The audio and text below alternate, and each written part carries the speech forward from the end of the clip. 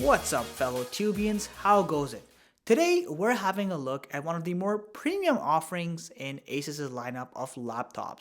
I'm talking about the Asus Zenbook Flip 13.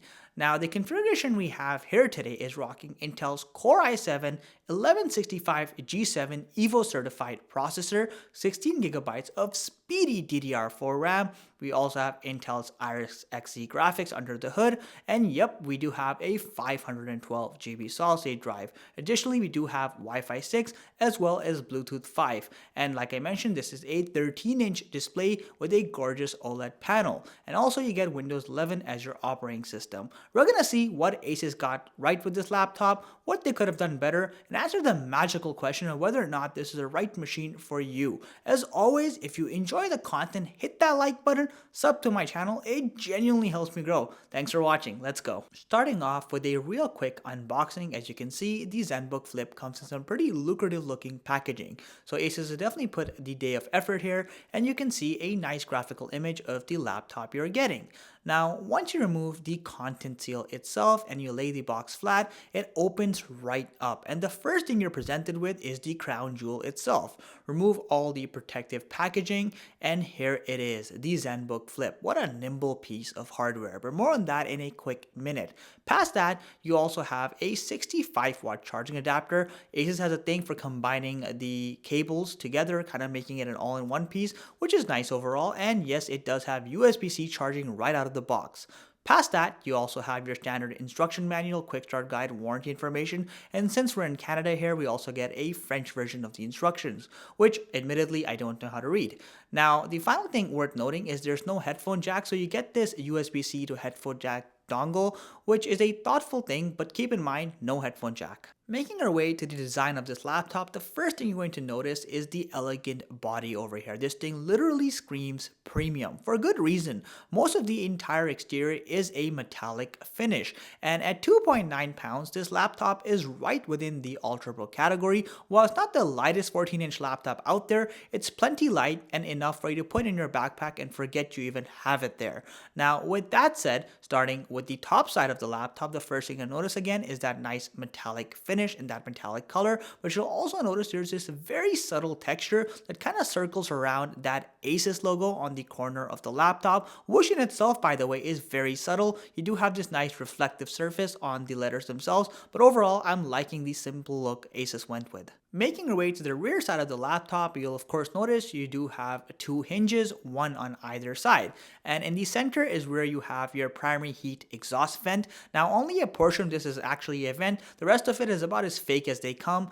I guess Asus just kind of put it there for consistency's sake. Making our way to the side of the laptop, you'll notice you have a full-sized HDMI port. Additionally, you have two USB Thunderbolt 4 ports, both of which support power delivery, and you have the power light indicator. On the other side, you have a USB-A 3.2 port. You also have the power button itself, and as you may have noticed, there is a total lack of a headphone jack here. I guess Asus figured that forgiveness is easier than permission, so they just slapped a band-aid solution and included a USB-C to headphone jack dongle. Well played, Asus. Making our way to the booty of this laptop, the first thing you'll notice is that it does have a nice metallic finish as well.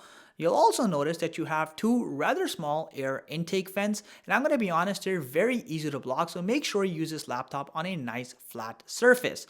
Also worth mentioning, of course, that this laptop has two bottom firing speaker grills, one on either side, and yes, this is of course a stereo speaker setup. As soon as you unfold this laptop, you get this strong sense of quality, and for good reason. The entire inner chassis is also metallic in nature, but perhaps the MVP here is that humongous trackpad. I mean, seriously, this thing is all glass from one side to the other, and it just screams high quality in nature. And believe me when I say it feels gentle yet tactile at the same time. There is practically no flex whatsoever, and with all that surface area, you may as well build a ice skating rink on this thing, because seriously, it's bigger than some smartphones. Making our way to the keyboard, you'll quickly realize that you have an ample amount of surface area per keycap, and also the keycaps themselves are very sturdy in nature, except for the arrow keys, which are ridiculously compressed for no good reason.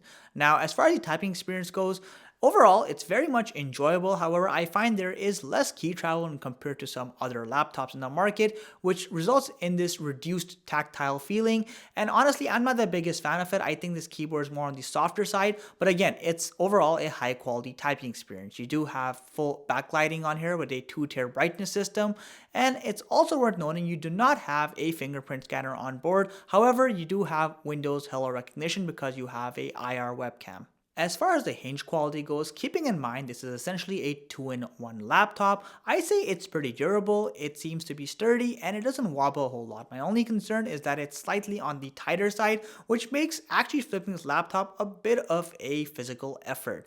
Now, that aside, you'll also notice the display fitting has a relatively thick chin at the bottom, but the bezels are nice and narrow and more or less in line with 2022 standards. Additionally, you do have again a relatively thick forehead, but to be fair, this does host the 720 webcam as well as the IR face scanning capabilities.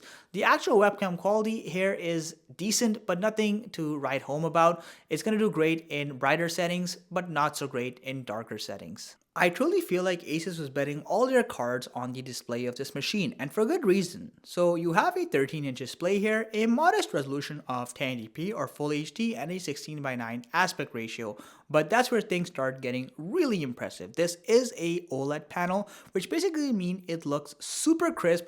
The blacks are truly black. You have a jaw-dropping contrast ratio over here, and the viewing angles are impeccable. I mean, seriously, you can look at it from any angle. It looks great. Now, keeping in mind this is a fully touch captive 2-in-1 machine, so the latency is practically non-existent. I really found the touch experience on here to be great. Unfortunately, Asus does not include a stylus. Another area where this display truly shines is in its color accuracy. So you have a 100% Adobe RGB rating, but get this, you also have a 100% PCI D3 color gamut coverage, which basically means colors look dead accurate, lively, vivid, and just amazing in general. So a creative user will definitely appreciate this display. You also have a respectable peak brightness of 400 nits, which means in most indoor and outdoor settings, this display will shine just about right. Unfortunately, this is a very reflective screen, so you will get a fair bit of glare, so you may find yourself using high brightness on a frequent basis. For those of you who are serious about the performance of this machine, you'll be happy to know that this is a very well-rounded machine. So for most day-to-day tasks, that i7 chipset does a fantastic job, whether it's web browsing, typing up Word documents, or just playing some videos on YouTube. When you start pushing this laptop by, let's say, start doing stuff like 4K video editing, you'll quickly notice that there is the occasional frame drop, but that's not because the processor or the RAM can't handle it. It's very much so because this is a thin laptop and you do get the occasional thermal throttling. In the gaming world, I was actually impressed. So games like GTA 5 actually work great on medium settings with a healthy 30 plus frames per second that for the most part is pretty sustained. Don't expect extreme gaming on this machine, it's not designed for that, but it can definitely hold its ground with modest games like GTA 5. As far as thermals go, the Asus Flip Zenbook can definitely turn into a portable barbecue grill at peak loads, so you can hit temperatures of around 47 degrees Celsius, although a more realistic sustained load will net you about 40 degrees Celsius, which is still pretty warm, mind you, and idle loads hover around the 23 degrees Celsius mark. It is imperative you keep this laptop on a flat surface to minimize thermal throttling. As far as fan noise goes, it's worth noting you can hit a maximum fan noise of about 47 decibels, but this is pretty rare unless you're doing heavy duty work. Normally, the fan is super quiet and you can barely notice it. The Zenbook Flip definitely sustains all-day battery life, by definition at least, so we found in our test around 60% brightness doing day-to-day tasks, again like web browsing and even using these speakers occasionally, we were able to squeeze 10.5 hours on a single charge, and doing more intensive activities like 1080p video editing and even a little bit of gaming dropped that to around 6 hours. This is overall pretty impressive, and if you are a student or a person who just needs high levels of battery life, you'll be happy with this laptop. Now, in terms of sound quality, I was also fairly impressed given how compact this machine is. The sound or the speakers themselves produce clear sound, it's crisp, and there's very little distortion even at higher volume settings. Have a quick listen for yourself.